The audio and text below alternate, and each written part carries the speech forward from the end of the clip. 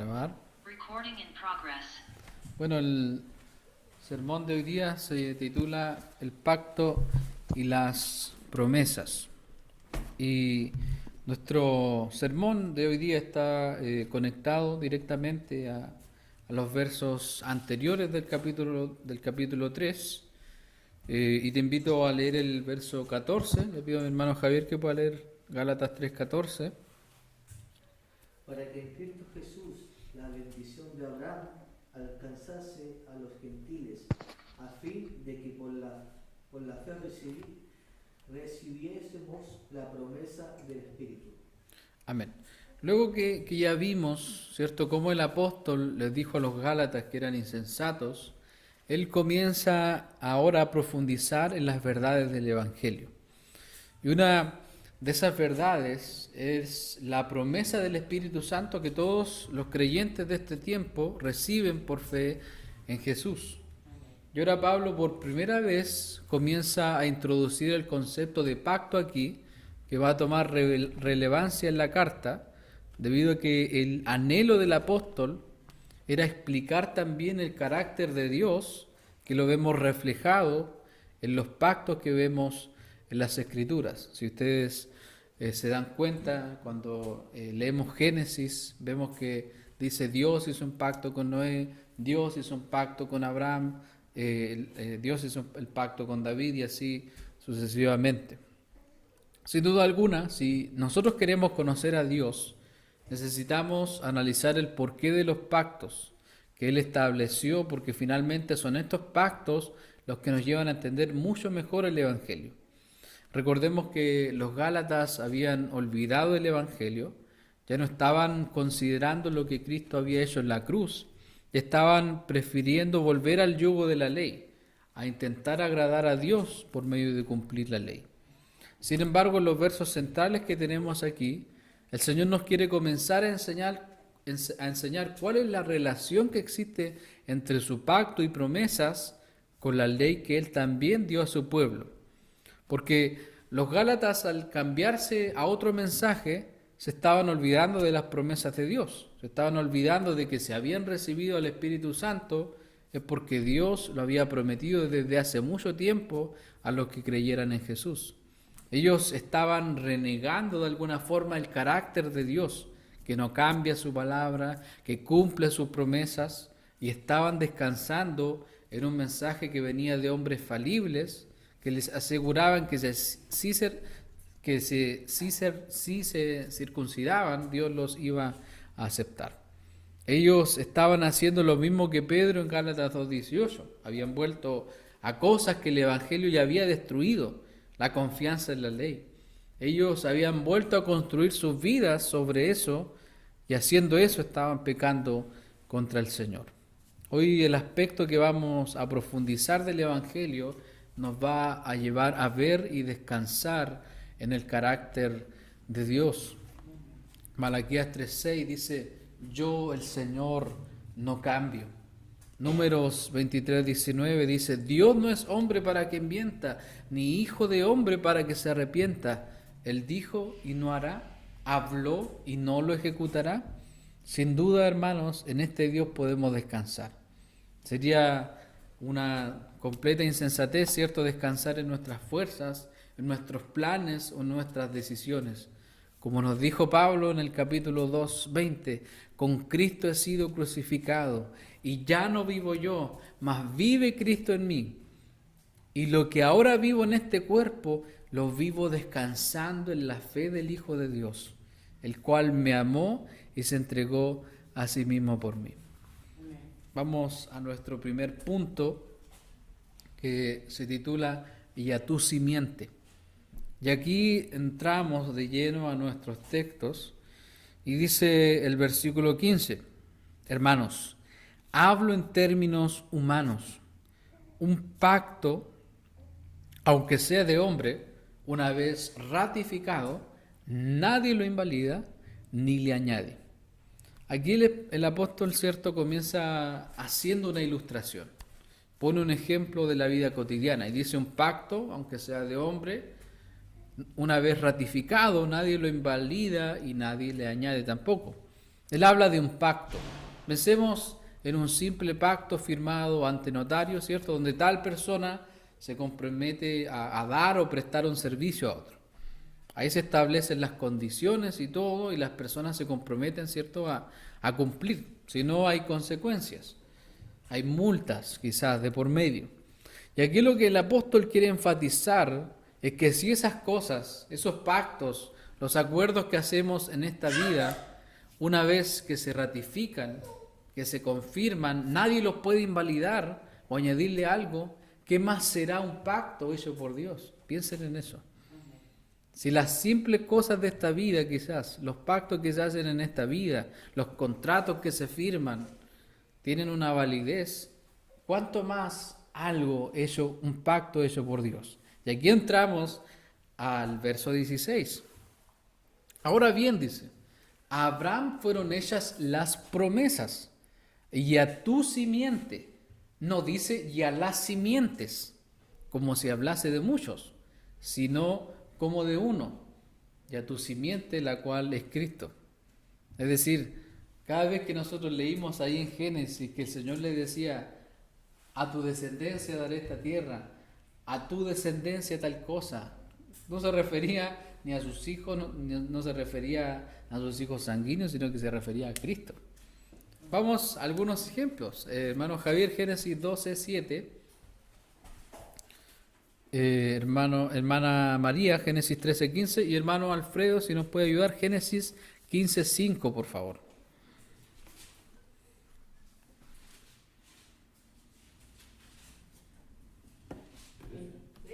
13:15, sí.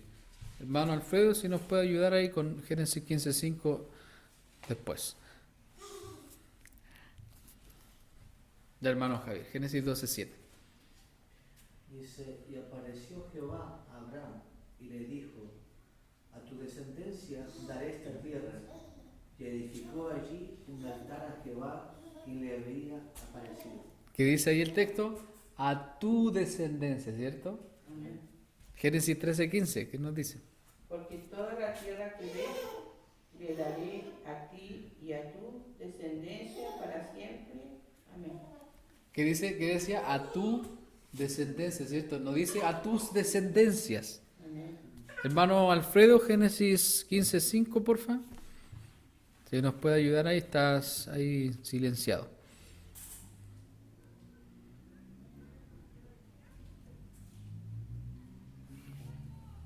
Ahora sí, hermano, léelo no.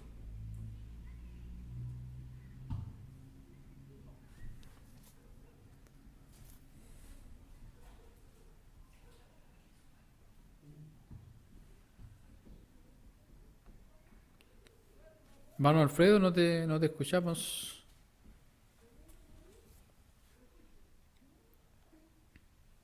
Bien. Y Ahora sí. vivió Mahalet 65 años y engendró a Yaret. No, Génesis 15:5, hermano. Génesis 15:5. 15:5. Que tengo la Biblia en el celular. Bueno. Da. Aquí está.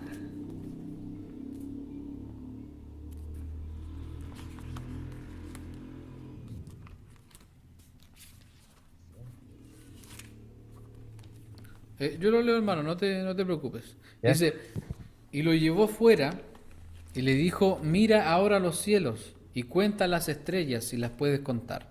Y le dijo, así será tu descendencia. Cada vez que ustedes vean eso ahí, se está refiriendo a Cristo. Cristo, solo Cristo. Y vamos a ver por qué, porque hay que darle la explicación. Si ustedes se dan cuenta, en varias ocasiones, ¿cierto? El Señor hace estas promesas a Abraham. Si ustedes se dan cuenta, y Dios le decía, a tu descendencia daré esta tierra, o que su descendencia sería como las estrellas del cielo. Y uno se podría preguntar, ¿qué significan esas promesas? Bueno, esas promesas están conectadas al pacto de Dios, el pacto de gracia de Dios. Por eso Abraham creyó y fue hecho justo. Dios le dio vida por medio de creer en Él, no por sus obras. Abraham es el ejemplo supremo de cómo Dios nos acerca y nos acepta. Y esas promesas que Dios le dio a Abraham incluían varias cosas. Primero, incluían bendiciones terrenales para los hijos sanguíneos de Abraham, como la tierra prometida, Canaán, ¿cierto? También bendiciones celestiales a sus hijos espirituales, es decir, a nosotros mismos. Pero todas estas promesas, escucha bien, no fueron hechas ni a los hijos terrenales ni a los hijos espirituales. Estas promesas no fueron hechas a aquellos que iban a heredar la tierra, a aquellos hijos sanguíneos, sino que todas estas promesas fueron hechas a Cristo. Si Dios hubiera hecho su pacto con los judíos, entonces nosotros estaríamos fuera. Y si Dios hubiera hecho su pacto solo con nosotros, entonces los judíos hubieran quedado fuera. Por eso Dios, en su infinita sabiduría, hizo el pacto y le dio las promesas a su Hijo Cristo, porque Él iba a venir a ser nuestro representante, nuestro mediador ante Él. Por eso más adelante en Gálatas 3:28 dice, ya no hay judío ni griego, no hay esclavo ni libre, no hay varón ni mujer, porque todos vosotros sois uno en Cristo Jesús. Si Dios hubiese hecho el pacto pensando en los judíos o en nosotros los gentiles, entonces hubieran habido exclusiones, algunos hubieran quedado fuera de eso. Pero ya no hay judío ni griego, no hay esclavo ni libre, no hay varón ni mujer, porque todos vosotros somos uno en Jesús. Entonces, nuestro Dios hizo el pacto y le dio las promesas a su Hijo para, como decía el verso 9, seamos bendecidos con el creyente Abraham. Punto 2, el pacto de Dios es firme. Y aquí vamos al 17. ¿Lo puede leer, mi amor? Gálatas 3:17. Esto pues digo, el pacto previamente ratificado por Dios para con Cristo, la ley que vino 430 años después, no lo abroga para invalidar la promesa. Aquí en este verso Pablo vuelve a tomar un poco, ¿cierto?, lo que hablaba en el verso 15, porque él dice, bueno, el pacto que Dios confirmó, el pacto que Dios hizo con Abraham y con Cristo, luego, ¿cierto?, vino la ley 430 años después. Y aquí esto es algo que los gálatas necesitaban comprender muy bien. Y nosotros también, obviamente. Nosotros y los gálatas necesitamos entender este punto. ¿Por qué? Dice, porque ellos estaban en una terrible confusión, los gálatas. Por eso Pablo les decía más adelante en el capítulo 5 que si dependían de la circuncisión para hacerse justos ante Dios, entonces Cristo no les serviría de nada. Es como el apóstol Pedro, ¿cierto? Sabía que la salvación era por gracia, pero estaba diciéndole a los no judíos que se circunciden.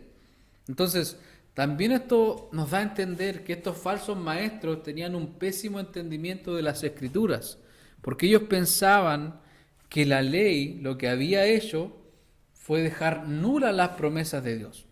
Entonces la única forma para ellos de estar bien con Dios era por medio de ellos mismos y no del Evangelio.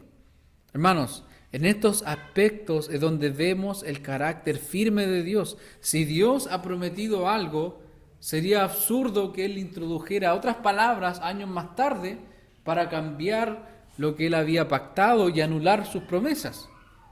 Dios no es como Twitter o una red social que uno puede subir algo y luego borrarlo y editarlo, ¿cierto? Eso convertiría a Dios en una especie de dictador cósmico que hubiese comenzado aceptando a Abraham por gracia y luego a todos los demás por cumplir reglas. Hubiese sido absurdo. Ahí Abraham hubiese dejado de ser el padre de la fe, sino que hubiese sido el padre de la fe y nosotros hubiésemos sido hijos de la ley, porque el pacto que Dios comunicó a Abraham no estaba basado en los esfuerzos humanos, sino en su pura gracia.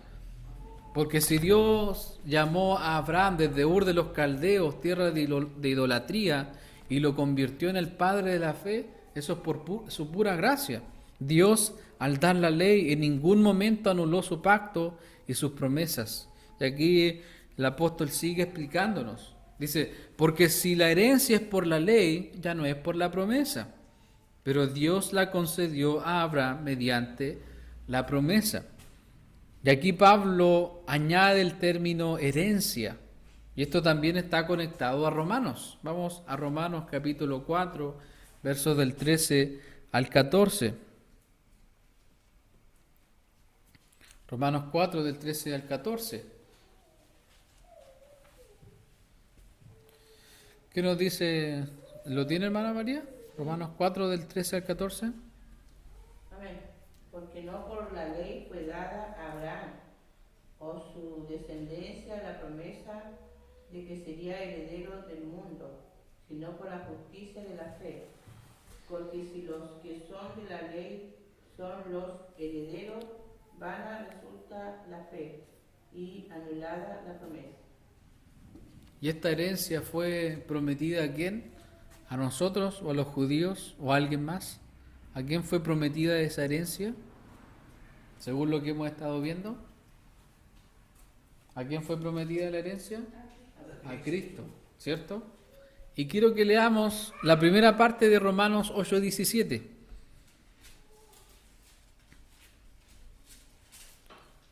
Solamente la primera parte dice, y si hijos, también herederos, herederos de Dios y coherederos con Cristo. Somos coherederos con Cristo porque a Él fue prometida la herencia. Y con Él, estando con Él, somos coherederos. Eso significa que Dios nos da todas las bendiciones a través de Jesús. La salvación, la justificación, la glorificación, todas las bendiciones en los lugares celestiales, como dice Efesios. Amén. Todo lo que los Gálatas querían alcanzar mediante sus esfuerzos, ya lo tenían en Cristo. Y claramente estaban perdiendo el tiempo el querer agradar a Dios por la circuncisión y todas esas cosas añejas. Es por eso, hermanos, que nuestra fe debe estar firme, no en lo que podamos hacer por Dios, sino que en su pacto, en sus promesas, porque ellas nos aseguran que tenemos todo lo necesario para vivir una vida que glorifica a Dios. Amén. Y mira lo que nos dice Pedro, alguien que pasó por lo que vivieron los Gálatas, pero que claramente luego de la reprensión de Pedro podemos asumir que él se arrepintió de su desviación. Vamos a Segunda de Pedro. Segunda de Pedro, capítulo 1, versos 3 al 8. Miren lo que dice esto.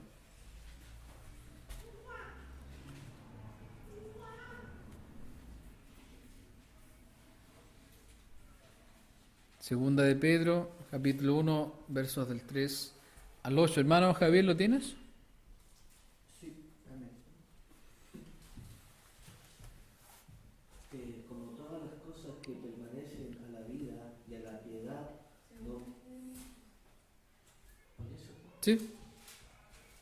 Como todas las cosas que pertenecen a la vida y a la piedad nos han sido dadas por su divino poder, mediante el conocimiento de aquel que nos llamó por su gloria y su excelencia, por medio de las cuales nos han dado preciosas y grandísimas promesas, para que por ellas llegaseis a ser partícipes de la naturaleza divina, habiendo oído de la corrupción que hay en el mundo a causa de la concupiscencia.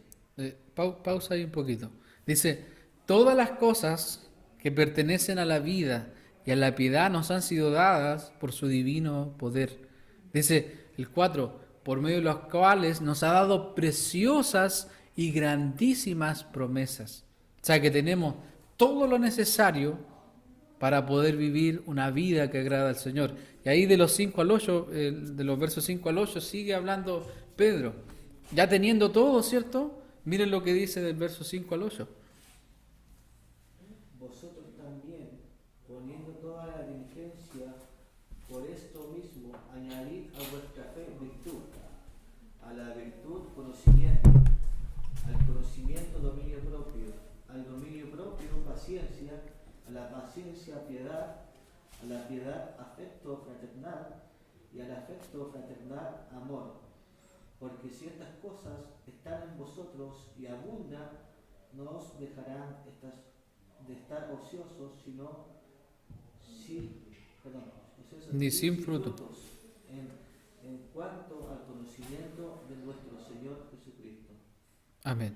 Todas las cosas que pertenecen a la vida, a la piedad, todas las bendiciones, todo lo necesario ya nos ha sido dado. Eso significa que Dios nos ha dado todos los recursos que necesitamos para poder vivir una vida que lo agrade de acuerdo a sus parámetros.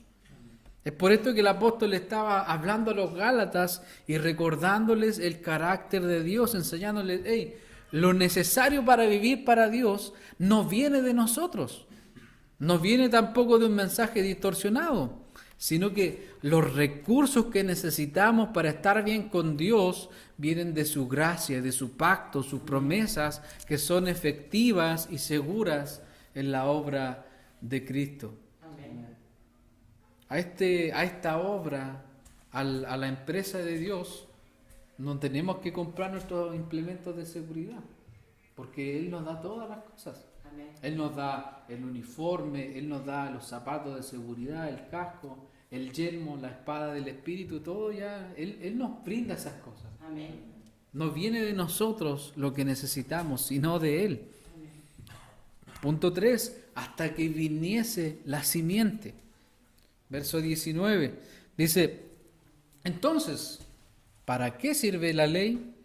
Fue añadida a causa de las transgresiones hasta que viniese la simiente a quien fue ella la promesa. Y fue ordenada por medio de ángeles en mano de un mediador. Y aquí llega una pregunta crucial, porque si ya dijimos, ¿cierto?, que la ley no anula el pacto de Dios, entonces ¿para qué sirve la ley?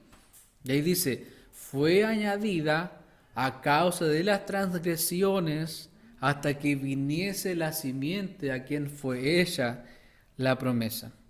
Los falsos maestros que entraron a las iglesias de Galacia creían que la ley añadía nuevas condiciones al pacto de Dios. Sin embargo, aquí deja claro el Señor que Él dio la ley a causa de las transgresiones. Es decir, para mostrarle a las personas con claridad que estaban pecando contra Dios. Por eso el apóstol Pablo decía en el capítulo 2:19 que él estaba muerto para la ley. Es decir, había chocado con la ley, chocó a 100, 200 por hora con ese estándar inalcanzable que ningún humano puede alcanzar para agradar a Dios. Pero ahí en el piso, él pudo ver con mayor claridad no solo su pecado, sino su necesidad absoluta y urgente de Cristo el Salvador. Por eso Dios envió la ley, para que los ojos de los israelitas no se centren en lo que ellos podían hacer, sino para que ellos vieran su incapacidad y así anhelaran con todo su corazón la llegada del Salvador prometido. Ese Salvador prometido ahí en Génesis 3:15, por eso dice, hasta que viniese la simiente a quien fue ella la promesa. Dios envió la ley al pueblo de Israel como una forma de prepararlos para la venida de Cristo, para prepararlos para cuando llegara Cristo, el cumplimiento del pacto, el cumplimiento de las promesas de Dios, porque fíjense lo que dice Romanos 5:20, escúchenlo, miren. Pero la ley se introdujo para que el pecado abundase, mas cuando el pecado abundó, sobreabundó la gracia.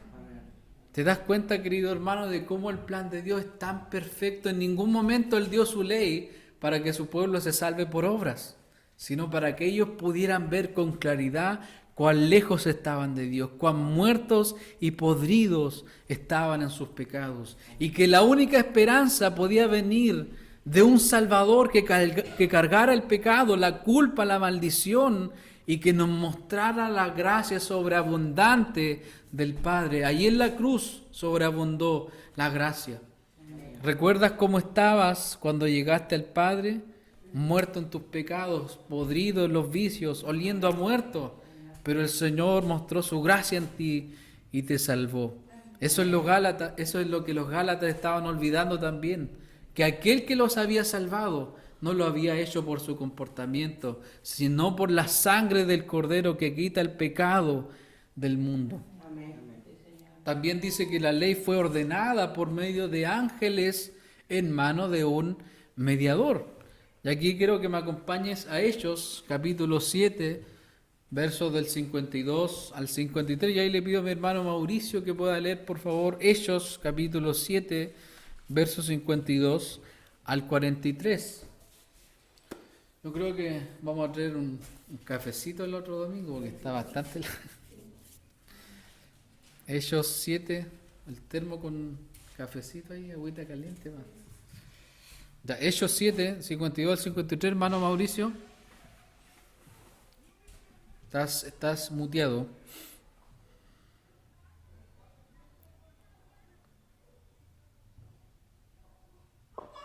Ahí sí. 52 al 53. Sí, 52 y 53, sí. Ya. A cual los profetas persiguieron nuestros padres y mataron a los que anunciaron de antemano la venida del justo, de quien vosotros ahora habéis sido entregados y matadores. Vosotros que recibiste la ley por disposición de ángeles y no la guardasteis. Amén. Dios lo que hizo fue ordenar la ley por medio de ángeles. Ellos representaban a Dios, pero también había un mediador. Ese mediador era una persona que estaba entre Dios y el pueblo. En Deuteronomio 5:5 dice: yo estaba entre Jehová y vosotros para declararos la palabra de Jehová, porque vosotros tuvisteis temor del fuego y no subisteis al monte. En aquel tiempo, cuando Dios entregó la ley, era Moisés quien era el mediador. Él representaba al pueblo delante de Dios y hacía una separación entre Dios y el pueblo. Recuerden que en aquel tiempo las personas no tenían acceso directo a la presencia de Dios. Solo aquellos llamados de forma especial tenían una relación personal con Dios por medio de su gracia, como el creyente Abraham. Entonces, antes de que viniera Cristo, el pueblo de Israel vivía de esa manera, en el sistema que Dios había instaurado y esperando a aquel que lograría que todos los creyentes participaran de la naturaleza divina, estando unidos a Él, pudiendo comunicarse cara a cara con el Padre sin condiciones ni barreras. El 20 dice: y el mediador no lo es de uno solo, pero Dios es uno. Te lo voy a leer en la Nueva Traducción Viviente. Ahora bien, un mediador es de ayuda si dos o más partes tienen que llegar a un acuerdo. Pero Dios, quien es uno solo, no usó ningún mediador cuando le dio la promesa a Abraham. No sé si estás comprendiendo lo que quiere decir. Cuando Dios le dio la promesa a Abraham, esto no era un contrato entre él y Abraham, donde Abraham tenía que portarse bien para ser bendecido. No, Dios le repetía siempre el pacto y las promesas. A tu descendencia daré esta tierra, tu descendencia será como las estrellas del cielo. Dios prometió a Cristo de forma incondicional, sin un mediador. No se necesitaba alguien arbitrando eso, porque Dios, al ser poderoso y perfecto, no iba a fallar en cumplir sus promesas, porque esa promesa había sido realizada a Cristo, quien iba a ser otro tipo de mediador, porque este mediador, a diferencia de Moisés, no iba a hacer una separación entre nosotros y Dios. Siempre vemos a Moisés, ¿cierto?, hablando con Dios y Dios diciéndole a él: hey, dile al pueblo que no vengan acá, si no van a morir. Y Moisés siempre está intercediendo por el pueblo para que Dios no los mate. Sin embargo, Cristo no es ese tipo de mediador, sino que este mediador es un mediador de un mejor pacto establecido sobre mejores promesas, como dice Hebreos 8:6. Aquel pacto de gracia, aquellas promesas que Dios entregó a Abraham, son las promesas que se cumplieron en Cristo al venir a buscar y a salvar lo que se había perdido. Es por eso que no podemos confiar en nuestros esfuerzos. Nadie lo puede hacer. Aquellos que ya hemos visto a Cristo como crucificado, la simiente de Abraham clavada en la cruz, como garantía de aquel mejor pacto, debemos aferrarnos diariamente a su palabra, su pacto, sus promesas, porque eso nos va a permitir vivir cada día dependiendo del poder del Espíritu Santo, entendiendo que si hoy estamos unidos de esta forma a Dios, con esa unidad que Cristo ha tenido con el Padre desde antes de la fundación del mundo, es solo por la sangre preciosa que Cristo derramó en la cruz a favor de nosotros, pecadores. Hermanos, nosotros se nos olvida el privilegio que tenemos. Si yo digo, Padre, Él está escuchándome en este momento. Y no hay nadie entre Él y yo. No hay un mediador, alguien que haga una separación. Cristo es el intercesor, pero no es un mediador que nos separa del Padre, sino que nos une. Cristo nos unió al Padre. El punto 4, la promesa por la fe en Jesucristo. Y aquí sigue con más preguntas acerca de la ley. Luego, ¿la ley es contraria a las promesas de Dios? En ninguna manera, porque si la ley dada pudiera vivificar, la justicia fuera verdaderamente por la ley. Aquí tenemos otra pregunta importante. Esta ley que tiene un mediador que separa a los hombres de Dios, ¿es contrario a las promesas de Dios en Cristo? De ninguna manera, porque si la ley hubiera sido capaz de dar vida, entonces estar bien con Dios se trataría de obedecer la ley, pero eso es imposible. Les doy un ejemplo. Un chofer que toma alcohol a menudo, lee la ley de tránsito, ¿cierto? Está consciente de eso, pero eso no cambia su disposición para dejar de beber. Lo mismo pasa con la ley. Si leemos los 10 mandamientos, nos generará cierta conciencia sobre nuestros actos. No matarás, no robarás, no dirás falso testimonio, no adulterarás, etcétera, etcétera, etcétera. O si hago todo esto, tendré muchas consecuencias. Si hago eso, quizás pierda todo. Una persona que ya ha roto la ley dirá, bueno, ya lo hice, cometí esos pecados, no me gustaría volver a hacerlo. Sin embargo, esa conciencia, ese temor a las consecuencias, no puede ni siquiera dar el poder suficiente para cambiar un corazón que está muerto en maldad. La ley no tiene ese poder. Pablo enfatiza en esto una y otra vez. Gálatas, entienda, la ley no da vida, la ley no nos hace aceptos ante Dios. No podemos mezclar obras más gracia para alcanzar el favor de Dios. Lo único que nos hace aceptos delante de Dios es que Dios hizo las promesas a su Hijo y esas promesas iban a recaer en todos aquellos que seríamos llamados y alcanzados por su gracia. De aquí llega nuestro último verso. Mas la Escritura lo encerró todo bajo pecado, para que la promesa que es por la fe en Jesucristo fuese dada a los creyentes. Cuando el texto dice que mas la Escritura lo encerró todo bajo pecado, lo que quiere decir es que Dios ha declarado que cada hombre nacido de mujer, cada ser humano es prisionero del pecado. Incluso la frase en el original sonaría así como, mas la Escritura los encerró a todos juntos, los confinó a todos bajo pecado. Todos sin duda se sienten libres. Todos creen que tienen libre albedrío, que pueden tomar sus propias decisiones, ir para allá, ir para acá, en cierto punto se la compro. Pero Jesús dijo en Juan 8:34, de cierto os digo que todo aquel que hace pecado, esclavo es del pecado. No hay libertad. No hay libertad en los corazones. Y esa es la condición del hombre sin Dios. La Escritura, al confinar todo bajo pecado, nos recuerda tantos textos que hemos leído. Isaías 53:6. Todos nosotros nos descarriamos como ovejas. Isaías 64:6. Todos nosotros somos como sociedad. Romanos 3:23, por cuanto todos pecaron y están destituidos de la gloria de Dios. Salmo 53:3, cada uno se había vuelto atrás, todos se habían corrompido. Esto nos lleva a pensar en uno de los puntos del calvinismo, obviamente, la depravación total. Todos hemos pecado, todos hemos roto la ley de Dios, estamos tan muertos espiritualmente que aunque podamos tener la mejor apariencia de bondad y moralidad, eso sigue siendo pecado ante los ojos de Dios. Amén. Hay muchos hombres en la sociedad que son ejemplares. Una familia, muchos hombres que tienen su esposa, su matrimonio, hijos, un hombre que ha sido fiel, trabajador, esforzado, que ayuda a la comunidad, etcétera, etcétera. Sin embargo, si ese hombre no tiene a Dios, todo lo bueno pasa a ser pecado, porque no es para la gloria de Dios, no es para Dios. Es por eso que es imposible que alguien pueda cumplir la ley de Dios.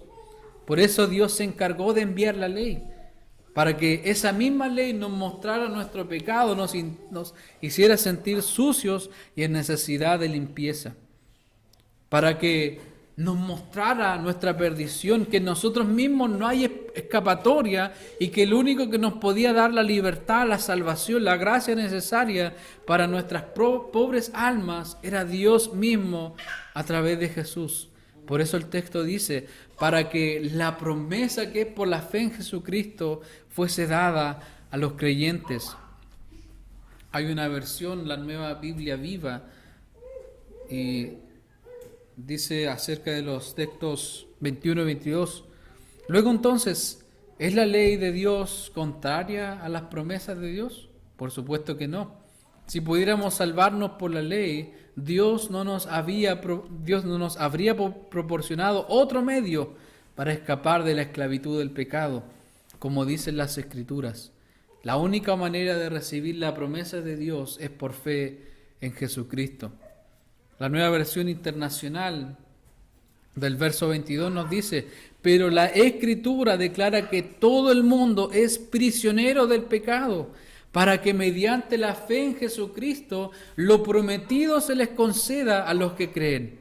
Si te das cuenta, el texto jamás dice para que la promesa que es por la fe en Jesucristo fuese ganada por los creyentes.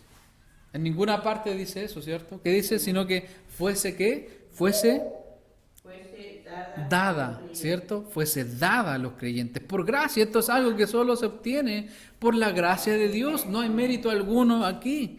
Si tú y yo hemos de recibir aquella promesa que fue hecha a Abraham y a su simiente, es decir, a Cristo, si hemos de recibir esa promesa de esa herencia, la recibiremos solo por la gracia de Dios. Nuestro Dios es tan perfecto al hacer todo, amada iglesia, por eso podemos descansar en Él. Él es quien inició la obra y Él también la terminará. Acompáñame a Hebreos 9:15. Y le pido al hermano Javier que vaya a Juan, por favor, por mientras. Hebreos 9:15, Juan 6:37.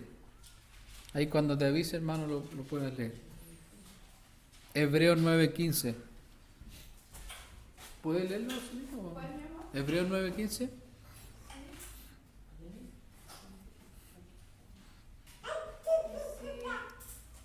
Así que por eso es mediador de un nuevo pacto, para que interviniendo muerte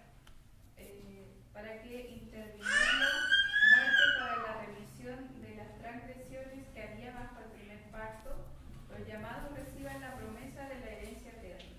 Tú y yo hemos sido llamados por Dios. Fuimos llamados a ser de Jesucristo, a pertenecer a Él. Y esto es el resultado de la operación perfecta entre el Padre, el Hijo y el Espíritu Santo. El Padre envió a Jesús en el momento exacto para dar su vida por su pueblo. Allí el Padre cumplió las promesas hechas a Abraham. Y fíjate lo que dice Cristo en Juan 6:37. Mira lo que dice. Todo lo que el Padre me da, vendrá a mí, y al que a mí viene, no le echo fuera. Si Jesús no te echa fuera, es porque el Padre te ha llevado a Él. Te ha dado a Jesús. Y no echarte afuera implica que Él te lleva adentro, ¿cierto? te une con el Padre, y de la única forma que te puede unir con el Padre de forma directa es porque Cristo fue obediente perfectamente a la ley y porque Él fue más allá. Él hizo lo que ningún otro pudo hacer ni hará en la historia. Jesús no solo era el Cristo, el ungido, el elegido. Él era el postrer Adán, el último Adán que murió por nosotros, para que con su muerte y habiendo derrotado el poder de la muerte, Él sea, como dice 1 Corintios 15:45, un espíritu que da vida. Sus palabras eran y podían hacer lo que la ley no podía. Las palabras de Cristo son espíritu y vida. Y al resucitar al tercer día y ascender a los cielos, días después nos envió una de las más grandes y preciosas promesas para nuestras vidas, al Paracletos, al Consolador, al Espíritu Santo, la mayor seguridad de que tenemos la promesa de la herencia eterna. Cristo mismo en nosotros y nosotros unidos al Padre por toda la eternidad. Quiero que escuches cómo dice aquí esta versión de Juan 14, del 16 al 20. Miren lo que dice Jesús. Y yo le pediré al Padre y Él les dará otro abogado defensor, otro Paracleto, quien estará con ustedes para siempre. Me refiero al Espíritu Santo, quien guía a toda la verdad. El mundo no puede recibirlo, porque no lo busca ni lo reconoce, pero ustedes sí lo conocen, porque ahora Él vive con ustedes y después estará en ustedes. Mira lo que dice: no los abandonaré como a huérfanos, vendré a ustedes. Dentro de poco el mundo no me verá más, pero ustedes sí me verán. Dado que yo vivo, ustedes también vivirán. Cuando yo vuelva a la vida, cuando yo resucite al tercer día, ustedes sabrán que estoy en mi Padre y que ustedes están en mí y yo en ustedes. Oh queridos hermanos, la promesa que Dios hizo a Abraham, el pacto eterno de la gracia de Dios, se cumple perfectamente en Jesús. Por sus 33 años de autodespojo, de servidumbre, de humanidad, de humillación, de obediencia, por su muerte colgado del madero y por su ascensión y glorificación en los cielos al lado del Padre. Y hoy habitando plenamente en nuestros corazones por el Espíritu Santo que nos fue dado. Al ver el carácter del Padre, cada detalle fue planeado con perfección, nada se le escapa. Él no perdió la cabeza por ningún momento, su plan no tiene error, tampoco fracasos. Su pacto nos garantiza la recepción de todas sus bendiciones, porque Cristo es el pleno cumplimiento de su pacto y sus promesas. ¿Qué nos dice 2 Corintios 1 del 19 al 20? Miren, porque el Hijo de Dios Jesucristo, que entre vosotros ha sido predicado por nosotros, por mí, Silvano y Timoteo, no ha sido sí y no, mas ha sido sí en Él, porque todas las promesas de Dios son en el sí y en el amén, por medio de nosotros para la gloria de Dios. Jesús es el sí de Dios. Jesús es el cumplimiento absoluto de todas sus promesas. Por lo tanto, ¿vamos a dudar? ¿Vamos a estar en temor? ¿Vamos a agradar a Dios por nuestras fuerzas? De ninguna manera. Aunque en este caminar vamos a experimentar tormentas, aflicciones, vas a querer tirar la toalla en algún momento, vas a sentirte sin fuerzas, un día quizás no te vas a congregar, vamos a sentir que la fe tambalea, que la pasión se debilita, pero en todos esos momentos el pacto y las promesas de Dios están firmes.